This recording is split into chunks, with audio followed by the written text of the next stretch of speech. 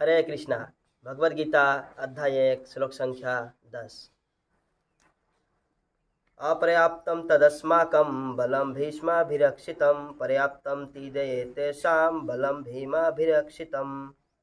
हमारी शक्ति अपरिमेय है और हम सब पितामह द्वारा भली भांति संरक्षित है, जबकि पांडवों की शक्ति भीम द्वारा भली भांति संरक्षित होकर भी सीमित है।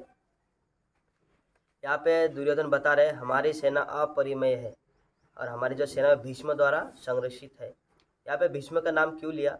क्योंकि बात तो द्रोणाचार्य से कर रहे हैं, लेकिन यहाँ पे दुर्योधन भीष्म का नाम इसीलिए ले रहे हैं क्योंकि उनको पता है भीष्म ही एकमात्र ऐसा है जो सबसे एक्सपीरियंस है, अनुभवी है और सबसे वीर योद्धा है और सबसे उम्र दराज भी है। तो उनके संरक्षित में ये पूरा हमारा सेना है।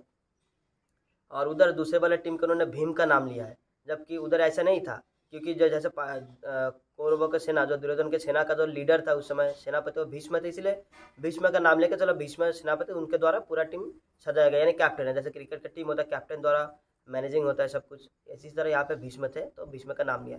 लेकिन पांडवों की सेना में अगर गौर करेंगे तो उसमें जो द्रुपद का पुत्र दुष्टद्युम्न थे वो थे वहाँ पे सेनापति, लेकिन उन्होंने जो दुर्योधन ने नाम उनका नहीं लिया, दुर्योधन ने नाम लिया भीम का, जबकि कैप्टन तो दुष्टद्युम्न था।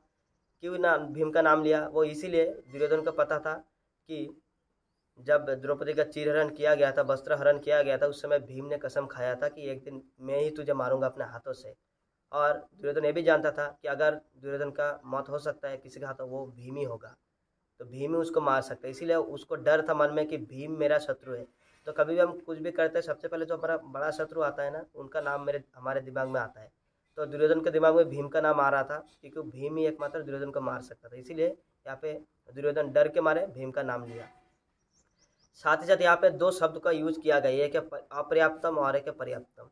तो दुर्योधन ने बताया हमारा सेना यानी कौरवों का सेना अपर्याप्तम है, यानी अनलिमिटेड है ना, अनलिमिटेड है।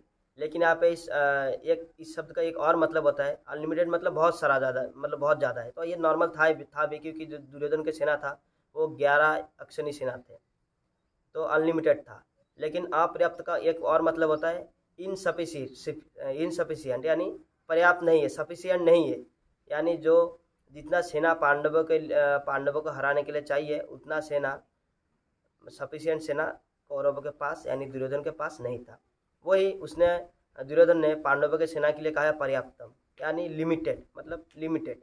इसका 7 अक्षनी सेना था, पांडवों के पास 7 अक्षनी सेना थे, तो ये लिमिटेड था। लेकिन पर्याप्तम शब्द का एक मतलब है सफिशिएंट, यानी काफ़ी था, जितना चाहिए उतना था। तो देखिए शब्दों का खेल कैसे होता है, एक ही शब्द का दो मतलब होता है। तो यहाँ पे हमें ये समझ में आता है दुर्योधन जैसे बोल दिया पर्याप्त मतलब वो इनसफिशिएंट होगा, और भीम का जो सेना है, अर्जुन का, पांडवों का जो सेना है वो सफिशिएंट होगा, यानी वो कौरवों को हराने के लिए काफ़ी है और अल्टीमेटली कौरव हार भी जाएंगे। हरे कृष्ण।